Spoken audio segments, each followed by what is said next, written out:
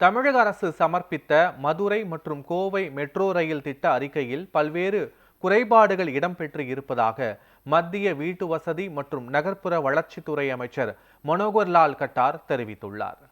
மதுரை மற்றும் Kovai metro rail திட்டங்களை மத்திய அரசு நிராகரித்து விட்டதாக கூறி முதலமைச்சர் ஸ்டாலின் தனது எக்ஸ் பக்கத்தில் பதிவிட்டிருந்தார்.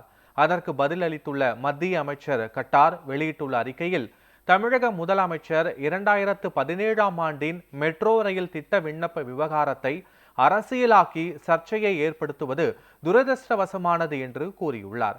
மத்திய அரசு இதுவரை இல்லாத வகையில் சென்னை மெட்ரோ ரயில் திட்டத்தின் 2வது கட்டத்துக்கு தான் மிக அதிக அளவாக 63,246 கோடி ரூபாய் நிதி வழங்கியது என்று அவர் குறிப்பிட்டுள்ளார்.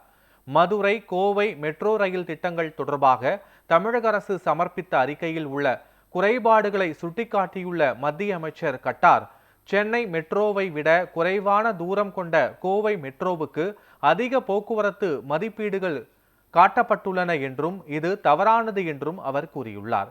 மெட்ரோ போக்குவரத்து மற்றும் சாலை போக்குவரத்துக்கு இடையிலான பயண தூரம், வேகம் தொடர்பாக தமிழக அரசின் அறிக்கையில் தெரிவிக்கப்பட்டுள்ளது சராசரி கணக்கீடுகள் மெட்ரோ ரயில் போக்குவரத்துக்கு உகந்ததாக இல்லை என்றும் மத்திய அமைச்சர் தெரிவித்துள்ளார்.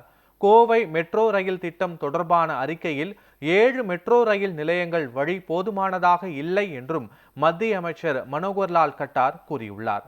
மெட்ரோ ரயில் திட்டத்துக்கு ஏற்ற விதிமுறைகளின்படி கோயம்புத்தூர் மெட்ரோ திட்டத்துக்கான மக்கள் தொகை இல்லாதது குறித்து தமிழக அரசு விளக்கமளிக்க வேண்டும் என்றும் குறிப்பிட்டுள்ளார்.